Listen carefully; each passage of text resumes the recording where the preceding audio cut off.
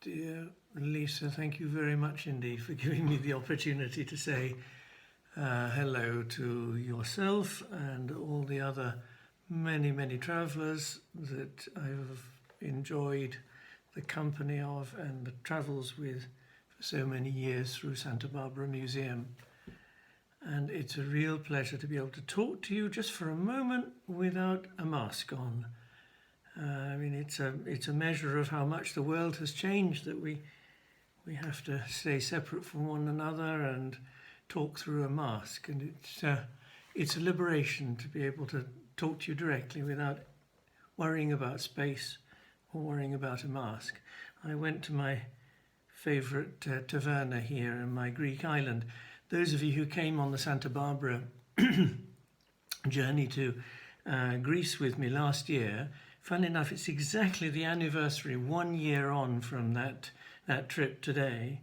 Will remember that just before we left Kythera, the island that I live on and that I'm speaking from now, before we went to the airport, we had lunch in a little taverna, which is my local place, and it's run by a very nice restaurateur called Manolis.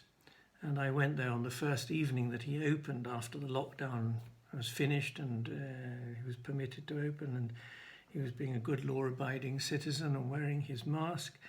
And I said, oh, lovely, what have we got to eat? Normally, I'd go into the kitchen and just sort of see what there was.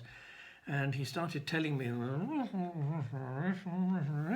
I couldn't understand a word of what there was. There's no menu, of course. So, masks are a problem. But very soon, let's hope we'll be able to throw them away and be able to travel again freely and enjoy some of the wonderful experiences that we've had in all kinds of corners of the world up until now.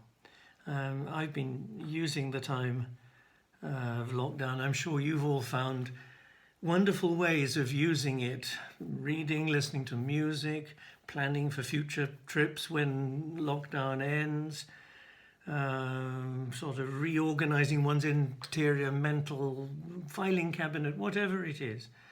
But I've also been using it for writing, and writing a book about Pythagoras, something that I think I've mentioned to some of you before, particularly those of you who've been to Greece.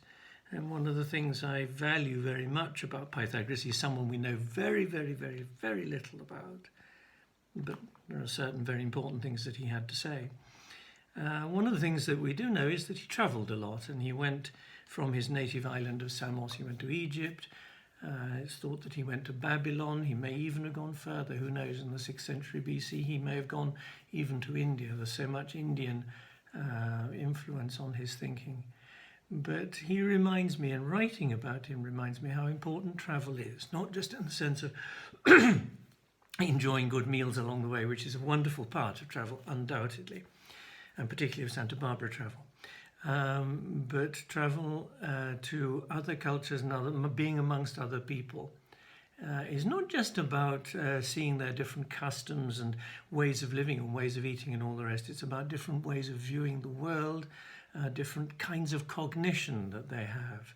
And that's the most valuable thing we can do with our time in this world, is to learn that there are other ways of seeing things and understanding the world in different places and, of course, in different times. That's why many of our trips have been of a historical nature as well.